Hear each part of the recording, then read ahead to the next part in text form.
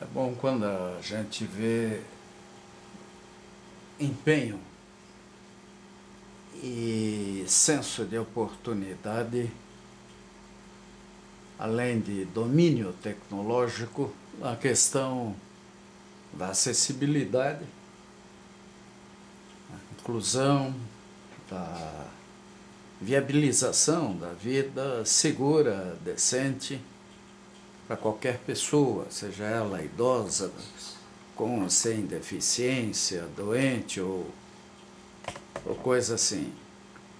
Então, ainda hoje, via Facebook, conversando com o Stepan, tomei conhecimento desse portal, que eu recomendo a todos, ele vale a pena. Né? E por que ele vale? Né? Pessoas com deficiência, principalmente deficiência auditiva, visual, né? Alguns casos extremos de deficiência física, intelectual até, dependem demais de pesquisa e desenvolvimento de soluções. E isso é possível. Quer dizer, nós temos como obter resultados simplesmente se o governo quiser, se os empresários quiserem. Né? Por quê? Porque a tecnologia ela se desenvolve de uma forma extraordinária. Quer dizer, dia a dia temos novidades, temos coisas que podem, vamos dizer assim, mudar a história de todos nós, viabilizando uma inclusão que é necessária. Agora, para fazer isso, né, o que nós precisamos? Precisamos de empenho. Aqui no Paraná, por exemplo, o estado do Paraná tem universidades estaduais. Tá? Gasta 3,5 bilhões de reais por ano na área educacional. Nas universidades e nos laboratórios mantidos até pelo Estado, muitos projetos poderiam estar em andamento, usando até recursos do FINEP, fundos setoriais, etc., para a criação de soluções. Isso, se possível, em consórcio com empresas privadas, onde a gente poderia até ter a figura do consórcio social, com alguns incentivos, algum apoio fiscal, apoio tático, estratégico, aí de diversas maneiras, unindo o potencial das concessionárias, do governo, da área das diversas secretarias e dos empresários da indústria e comércio, para que nós viéssemos a ter aqui propostas. Isso está fazendo falta. Esse ano, na Reatec, a frustração foi muito grande. Lá mais parecia uma feirinha, que a gente chama aí de Paraguai, do que propriamente um ambiente para exposição de tecnologia e de soluções inovadoras. Uma outra coisinha lá, e um vende-se banquinhas, né? Quando você perguntava, o indivíduo respondia que tinha que mandar ver lá na China, ou na Coreia, ou no Japão, quanto custaria e como fazer. Né? Então, o que nós sentimos? Aconteceu recentemente com o meu filho, casado com uma menina deficiente, ele também é deficiente auditivo. Aí eles ganharam, quando nasceu a minha neta, um aparelhinho para alertá-los quando o bebê chorasse. Ele durou 2 semanas, custou R$370 e não tem manutenção. é importado. Quiser fazer manutenção, vai gastar uma fábula de dinheiro. Então nós temos que, aliás, está aqui a carinha da minha garota, da minha netinha, da Hannah, que cá para nós é muito bonita, né? Então essas crianças, né, com ou sem deficiência, mas que nascem eventualmente, por exemplo, numa família com deficiência, elas precisam de recursos, de tecnologia, de soluções. A gente entende que quando o presidente da República é hiper apaixonado por futebol ou coisas assim, a prioridade é outra, né? E muitas vezes, por sorte desses políticos, eles não têm problemas, não têm filhos deficientes, não chegaram a uma idade, nem precisam, porque se o indivíduo faz parte da corte, ele tem alguns privilégios que fazem com que ele se desligue do povo. O povo é a plebe, né? Então, os problemas do dia a dia, do idoso, do cidadão que usa o transporte coletivo urbano, que é obrigado a caminhar, andar pela cidade, etc., isso aí não afeta essa gente, né?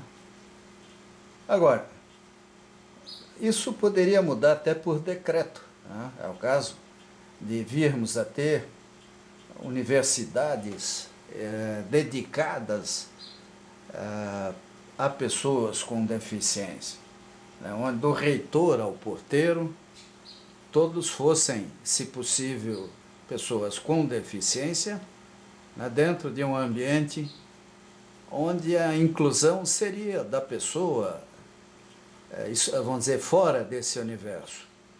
Quer dizer, a inclusão reversa, até para que quem frequentasse essa escola tivesse uma visão bem concreta do significado da deficiência, né? Do que significa ter restrições motoras, sensoriais, né, mentais, etc. Nós precisamos desses espaços. E a ideia da universidade para surdos ou cegos, paraplégicos, universidades especiais, seria uma maneira de corrigir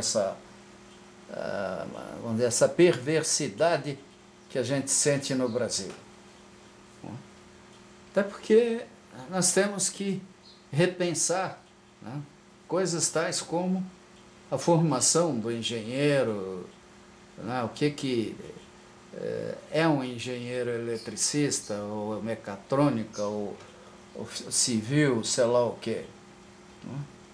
Nós temos que formar um novo tipo de profissionais, não apenas para Petrobras, né, mas para resolver os problemas que a gente sabe que existem e não são pequenos.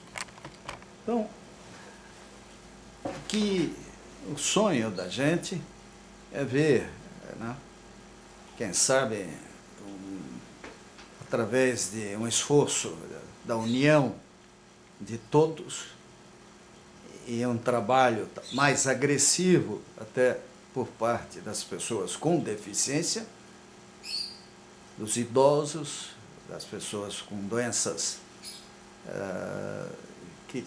lesionantes, que o governo mude, ele precisa mudar. Nós precisamos de prefeitos, de governadores, precisamos que o presidente da República tenha consciência de que muitos dos problemas que atingem essa população carente de atenção, dentro de meio ano, 1 ano, 2 anos, 3 anos, estariam significativamente reduzidos se nós tivéssemos, de fato, empenho na solução das dificuldades em que vivem. Não é esmola, não é bolsa, é solução urbanística, solução arquitetônica, tecnologias assistivas, né? É o uso, por exemplo, essa tremenda malha de fibra ótica que as concessionárias de energia elétrica, telefonia, etc., até de ferroviárias têm, como infovias para sistemas de ensino à distância, para livros digitais, multimídia. E vamos esperar também que o ensino à distância evolua, prescindindo de salas virtuais, que é uma maneira, é uma aberração inacreditável, né, do uso do ensino à distância. O ensino à distância não precisa, em hipótese alguma, de salas simultâneas virtuais. Precisa, sim, né, de polos de apoio, de consultores, de gente que esteja à disposição dos alunos para tirar dúvidas, apoiar, ajudar a ver, caso a caso, como resolver. Aliás, a tecnologia, a internet, etc., poderia acabar com esses monstrengos que a gente vê, que são as universidades convencionais, onde, na hora do racha, entopem a cidade de automóveis para todo lado, porque os alunos e professores são obrigados a chegar numa determinada hora para assistir às aulas. Isso não é mais necessário. Isso é um anacronismo inacreditável. Tudo isso pode ser corrigido. O que precisamos, sim, é de laboratórios, de bibliotecas, né? De consultores, professores, consultores. Porque quando a gente fala de educação, a educação é no ensino fundamental. Esse sim, esse precisa de escolas magníficas, com professores bem pagos, bem treinados, para nessa etapa a gente educar as crianças, futuros engenheiros, advogados, médicos, dentro de uma visão século XXI e de respeito ao ser humano, de amor, de fraternidade, de solidariedade. O ensino fundamental, ele ainda está na pré-história em relação ao que deveria ser aqui no Brasil. E para mudar, né, é óbvio, muita coisa tem que acontecer, até planejamento familiar, tá? Que não tem sentido irresponsáveis ficarem criando, produzindo filhos sem se preocuparem com a alimentação e a educação deles. Nós temos que pôr na cabeça do nosso povo que a paternidade, a maternidade são coisas de extrema importância, muito sérias, e que o Estado, por mais que gaste para dar uma complementação ao ambiente familiar, nunca será tão eficaz quanto um pai e uma mãe que tenham tempo e recursos para se dedicarem a seus filhos na quantidade que eles precisam, da forma como precisarem, né, com a qualidade que exige. Então, o planejamento familiar, a educação da família, a orientação familiar, né, tudo isso faz parte de um conjunto, né, onde, neste cenário, nós temos as questões relativas às pessoas com deficiência, né? Muitos, infelizmente, já nascem com deficiência, outros adquirem, né? Tá aí as motocicletas diariamente produzindo uma quantidade absurda de pessoas com lesões permanentes.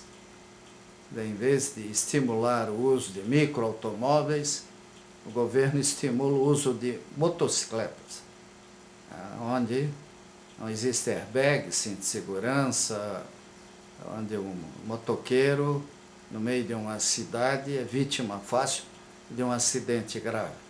Isso é Brasil, que precisa mudar. Nós temos que evoluir. E não é difícil. Ainda agora estava lendo aqui, né, esse livro da Hannah Arendt, né? Até achei interessante que está aqui o doutor André Duarte, que é da Universidade Federal do Paraná, né? Então, com muito orgulho, é um dos que faz a introdução ao livro e colaborou na produção desse livro. Nós vivemos uma fase em que o indivíduo, vamos dizer assim, as pessoas estão sendo estimuladas a valorizar o corpo e esquecendo a sua presença numa sociedade. Nós estamos como se estivéssemos num funil, né, um buraco negro, um ponto de convergência em que o cidadão está desaparecendo e achando que se torna esplendoroso simplesmente fazendo ginástica ou se enfeitando todo, com badulacos. Nós temos que voltar à ideia do homem social, o homem ligado à sua comunidade, preocupado com ela de fato. E para isso, né, a questão da inclusão, da acessibilidade, são temas importantes, porque eles naturalmente obrigam o cidadão a repensar muitas coisas. Quais são as nossas prioridades? Né? O que nós devemos usar, onde devemos usar, como devemos usar, quanto devemos usar do dinheiro dos impostos, do nosso tempo, como voluntários eventuais. Essa situação toda, ela precisa ser base do brasileiro, né, do ser humano universal, né, um ser humano que evite essas perversões que estão produzindo homens-bombas, atentados, assassinatos, o retorno à xenofobia, racismo. Né? Tudo isso está acontecendo por quê? Porque, de modo geral, dentro de um ambiente onde o que vale é o poder de consumir, de beber um vinho sofisticado, fazer uma viagem complicada, né? Nessa sociedade em que os valores estão colocados desta maneira, nós estamos esquecendo que nossos filhos, netos, e talvez nós mesmos venhamos a ser vítimas de pessoas destruídas, né? Mal educadas, mal formadas, porque nasceram por azar num ambiente negativo, ruim. Isso tem que mudar. Precisamos evoluir. Obrigado.